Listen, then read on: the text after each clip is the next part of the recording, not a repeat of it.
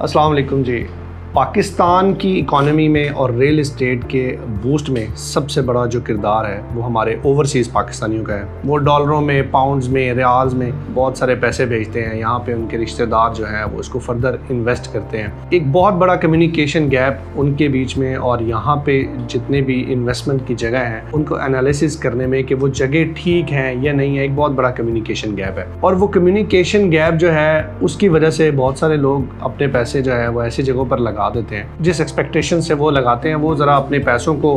Pounds को अपनी terms में देखते हैं कि डॉलर का रेट आज क्या है, मैंने जब इन्वेस्ट किया था, और जब 2-3 साल बाद उस डॉलर या पाउंड का रेट वो देखते हैं तो उनका वो डॉलर ही बड़ा होता है और वो जो इन्वेस्टमेंट होती है उस स्टेज पे नहीं होती जितना वो एक्सपेक्ट कर रहे होते हैं। इसकी बहुत बड़ी वजह कि वो जिस भी जगह पे इन्वेस्ट करते हैं, लाइक जिस हाई राइज में इन्वेस्ट कर लिया, जिस बिल्डिंग में वो इन्वेस्ट करते हैं, क्या उस बिल्डिंग की उस जगह पे ज़रूरत थी या नहीं थी, क्या उस बिल्डिंग की रीसेल जनरेट हुई। एक जगह पे कैपेसिटी ही नहीं है लोगों की रहने की और वहाँ पे आप 1000 अपार्टमेंट दूर दराज एरिया में जाकर बना दें और वहाँ पर ना ही उसको कोई परचेज़ करने आए, तो उसकी वजह से उसकी इन्वेस्टमेंट जो है फॉर अ लॉन्ग टाइम जो है वो स्टक हो जाती है और वो इन्वेस्टर जो है बेचारा डिसहार्ट हो जाता है और उसके बाद वो कहीं और पैसा लगाने का सोचता ही नहीं है, जिसकी वजह से डबल हमें जो है वो नुकसान होता है। एक तो रियल इस्टेट इंडस्ट्री आज जिस मकाम पे है, बहुत सारे लोगों को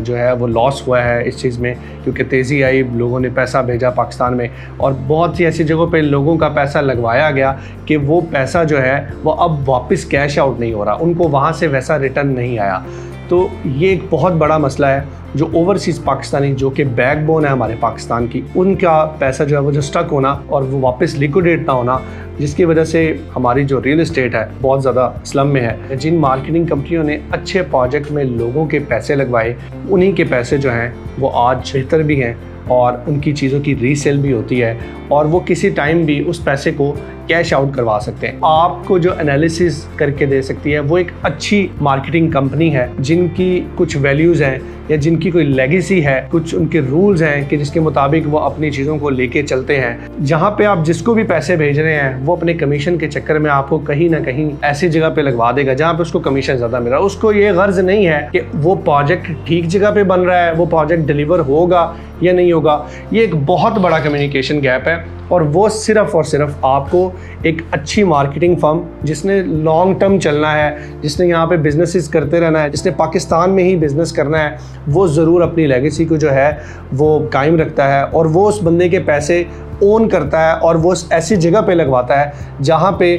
उसको, उस क्लाइंट को फ़ायदा हो। वो अपना उसके साथ एक रिलेशनशिप कायम करता है, वो एक क्लाइंट की तरह उसको डील नहीं करता। जितनी भी मार्केटिंग कंपनीज़ हैं जो इस प्रोसेस को अच्छे से लेके चल रही हैं वही कामयाब है और वही इन हालात में भी बिज़नेस कर रही हैं और बहुत अच्छा बिज़नेस कर रही हैं। ये एक जो गैप है ये सिर्फ आपको एक अच्छी कंपनी ही फिल करके दे सकती है। तो बराए मेहरबानी ये मेरा पैगाम है तमाम ओवरसीज़ पाकिस्तानियों को कि अपने पैसे बहुत सोच समझ के किसी अच्छे इदारे से कोई 1% कमीशन ज़्यादा देने से अगर आपकी प्रॉपर्टी सिक्योर होती है तो बराए मेहरबानी कुछ पैसे चंद ज़्यादा देने से, सर्विस चार्जेस ज़्यादा देने से आपकी प्रॉपर्टी जो है वो अच्छी जगह पे, आपके पैसे अच्छी जगह पे बन सकते हैं। तो बराए मेहरबानी उन लोगों के साथ इन्वेस्ट करें जो अपनी लेगेसी को कायम रखना चाहते हैं, जो इस बिज़नेस को